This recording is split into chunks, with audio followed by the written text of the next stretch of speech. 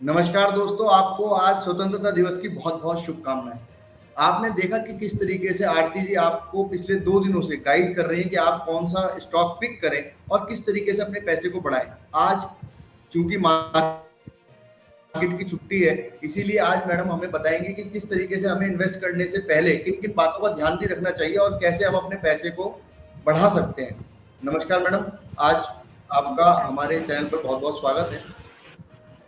Madam, जैसे कि आज मार्केट बंद है, लेकिन आज हमारे इन्वेस्टर्स को हमें ये आपसे समझना है कि किस तरीके से मार्केट में इन्वेस्ट करते हुए किन बातों का ध्यान रखना चाहिए और किस तरीके से हम धीरे धीरे अपने पैसे को बढ़ाएं, इन्वेस्टमेंट के पार्ट को बढ़ाएं और अपना प्रॉफिट कैसे बढ़ाएं। आप थोड़ा गाइड करें। बिल्कुल, मैं आज के टाइम में यही कहना चाहूँगी क्योंकि जो भी मार्केट में इस समय आता है, हर कोई ये सोचता है कि मैं 1 से 100 रुपए बना लूँ और 1 दिन के अंदर बना लूँ।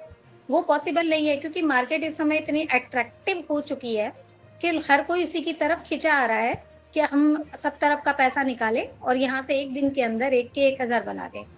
मानते हैं कि सट्टा एक तरीके जी। से है, लेकिन है तो शेयर मार्केट, रिस्क है इसमें भी। तो आप अगर अपने पैसे को बिल्कुल सेफली तरीके से इन्वेस्ट करेंगे, तो पैसे की इन्वेस्टमेंट को बढ़ा पाएँगे, नहीं तो अदरवाइज़ पैसे को ज़ीरो करने में मार्केट ज़्यादा टाइम नहीं लगाती है। तो मैं इसीलिए सबसे पहले सभी को ये कहना चाहूँगी कि अगर मार्केट में आपको आना है, तो अपना पूरा पैसा ना लगाकर उसका 25-25% को पैसे को इन्वेस्ट करें। जैसे कि अभी हम देखते हैं कि मार्केट बहुत ही हाई रिस्क पर चल रही है।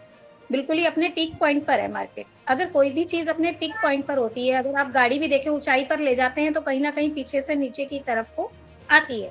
तो उसी तरीके से मार्केट है, अगर कोई चीज़ हाई बना रही है, तो लो भी बनाएगी और इन्वेस्टर को लाने के लिए। तो मैं यही कहना चाहूँगी कि अगर कोई बंदा अपना पैसा उसमें लगा रहा है, कोई भी इन्वेस्टर अपना उसमें पैसा लगा रहा है, तो उस पैसे को पार्शियली उसके अंदर लगाए। यानी अगर मार्केट में एक करेक्शन आ रही है, तो वहाँ पर 25% लगाए, फिर करेक्शन आ रही है तो 25% लगाए। चाहे वो उसके बाद वो इंक्रीज़ हो रही है, तो उससे प्रॉफिट गेन करे।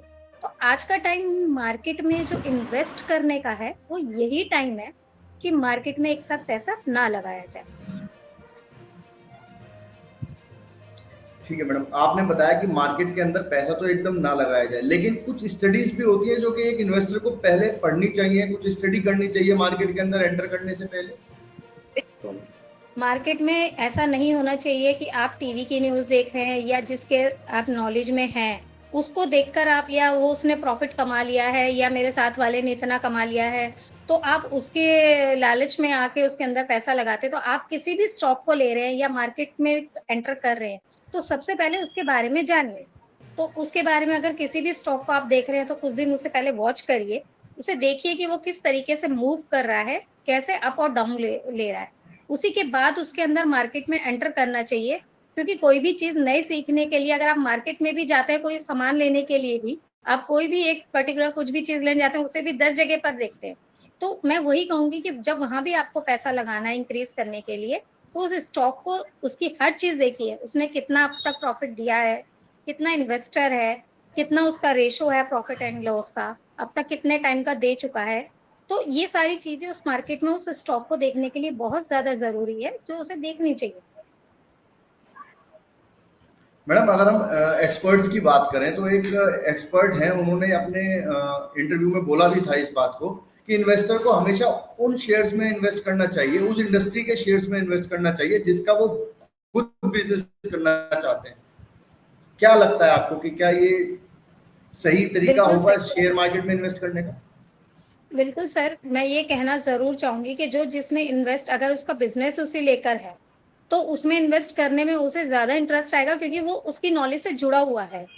तो उसे इस चीज़ को सीखने में ज़्यादा टाइम नहीं लगेगा। लेकिन पर्टिकुलर हम एक ही चीज़ पे रह के मार्केट में नहीं चल सकते हैं। तो मार्केट में हर चीज़ को लेकर चलना पड़ता है, कोई ज़रूरी नहीं है अगर आज जिस सेक्टर का हम बिज़नेस कर रहे हैं और वही सेक्टर हर बार मार्केट में प्रॉफ़िट देगा, ये पॉसिबल नहीं है। तो मैं मानती चलती हूँ कि आपको अलग-अलग सेक्टर के 3-4 सेक्टर चुनने चाहिए। पर्टिकुलर अगर आप देखते हैं कि अगर आज के टाइम में अगर मैं कहती हूँ कि एनर्जी बहुत है, एनर्जी का सेक्टर में बहुत मूवमेंट है, तो सिर्फ़ एनर्जी ही अपने स्टॉक में नहीं रखनी चाहिए। अगर उसके अलावा दूसरा सेक्टर भी है, तो हर 5 एक सेक्टर को अपने पोर्टफ़ोलियो में रखें।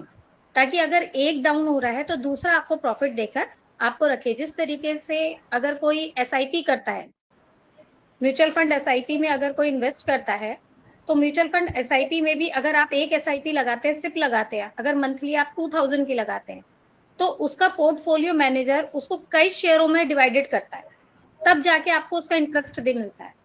तो उसी तरीके से जब वो आप उसके अंदर इतना फंड लगाकर वो इतने फंड में लगा रहा है, तो उसी तरीके से आप भी अपने स्टॉकों को डाइवर्सिफाइड करके अलग-अलग सेक्टर में इन्वेस्ट करें। ठीक है, आपने बहुत अच्छे से बताया कि अलग-अलग सेक्टर में अगर इन्वेस्ट करेंगे तो निश्चित ही रिस्क भी कम होगा और प्रॉफिट होने के चांसेस भी बढ़ जाते हैं।